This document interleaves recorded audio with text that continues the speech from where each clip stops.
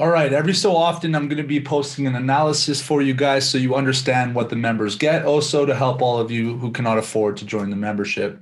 Even though it is a reasonable price, I do understand that everybody's in a different situation, so I still do want to help them.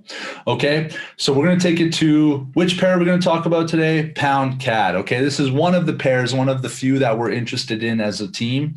Okay, we talked about pound being strong. What's the first thing we do? We have to identify fundamental direction. The pound is currently at a positive 6.9, Canadian dollars at a -1. So since the pound is stronger than the Canadian dollar, our fundamental direction in the short term is to the upside. Our long-term fundamental direction requires some more critical thinking. So for example, the Canadian dollar will likely continue to be more weak than the pound, as the Canadian dollar is strongly correlated to the price of crude oil, and there's still some sideways movement on crude because there's an oversupply from 2020. Okay, so we're on the monthly time frame, and we always start on the monthly because we don't know where we're going if we don't know where we are. Here are all our monthly zones. Area of sensitivity. I am not the kind of guy that puts things on my charts when I don't need them.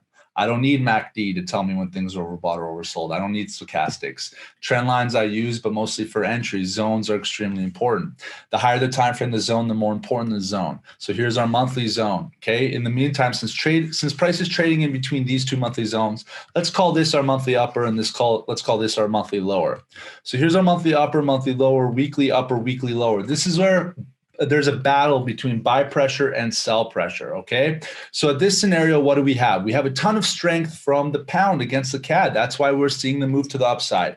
Who has fundamental support? This is what I like to call air support, okay? Who has air support? The pound, right?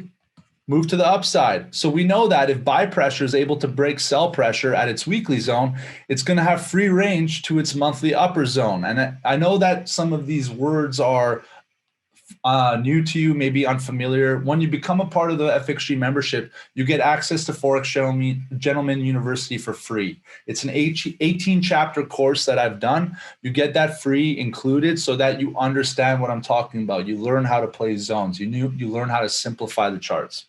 So we know that buy pressure is going to break sell pressure at our weekly. We're looking for push, exhaustion, continuational push. All right, as we take it then now to the daily time frame. All right, let's extend the zone a little bit.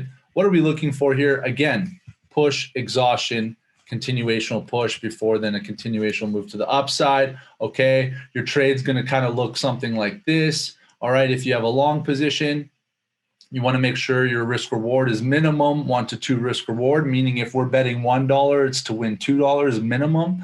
Okay, your SL should be below area sensitivity. Again, I talk about this in depth with the team.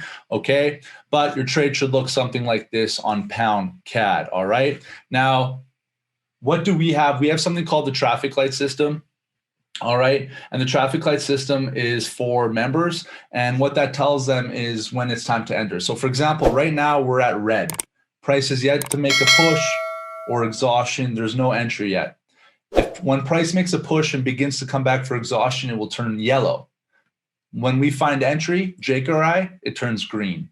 Okay, so this is a traffic light system that I've developed for easy understanding in terms of where we're at in our analysis and the pairs that we are currently in.